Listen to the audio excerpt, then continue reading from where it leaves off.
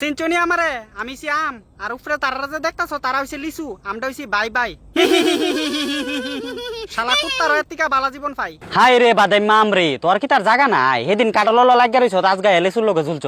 দূর শালা আমি জুলুম করে আমারে বারে বারে জুলাই দে তুই কিতা উল্টা পাল্টা কথা কস। জন্মের পর থেকে এই দুইটা আমার মাথার উপরে ঝুলছে শালার এই দুইটারে কাটতে কাটতে জীবনটা আমার তেনা তেনা হয়ে যাইতাছে।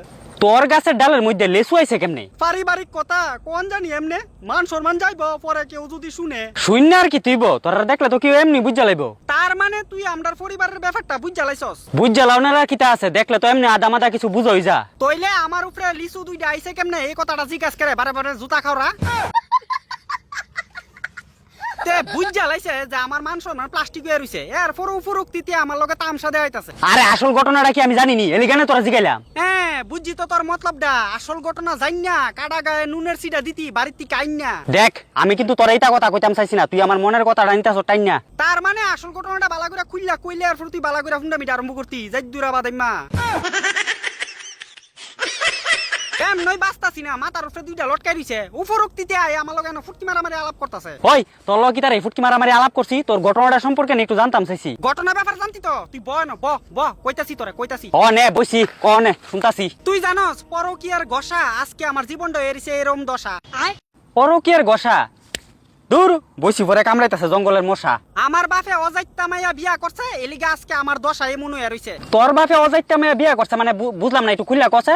আমার বাপ আসলো ফজলি আমের গাছ বিয়া কর লইলে সুসা আমের গাছেরে।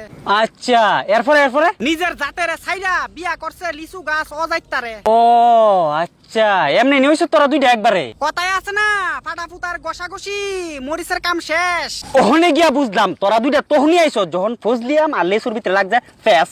দুঃখের কথা কারে কমু জীবন হয়ে গেছে গো তেনা তেনা। একদিকে ভালো হইছে আমার লেসু এক লগে খাইতে পারুম বাজার তার আমার আনন্দ লাগতো না। টুন্ডা ফিসাত কামুর দে মর গিয়া টুন্নার করে টুন্না।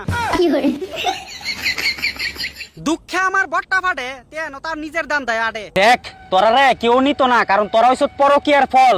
আমি তো তোরা ভালো চিন্তা করতাছি যদি নিজের সম্মান বাঁচাইতে চাস আমার লগে চুপচাপ চল। ফিরিতে আলাপ কম মারিস এত সম্মানের দরকার নাই আমার। সম্মান লাগবো কইতে তোর বংশরিত্ব চরিত্র খারাপ তুই ভালো হইবি কইতে। এই মুখ সামলায় কথা কইস বংশের চরিত্র মানে আমার দুষ্কিতা। দুষ্কিতা মানে অকনে যে তোরা কইছি রাখছত নি আমার কথা।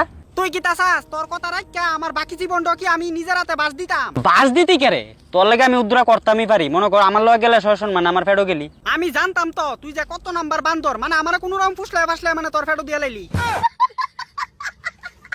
শুন আমার নাম হইছে আম ফুংডামি দুইরা দিয়া দিমু ফাম।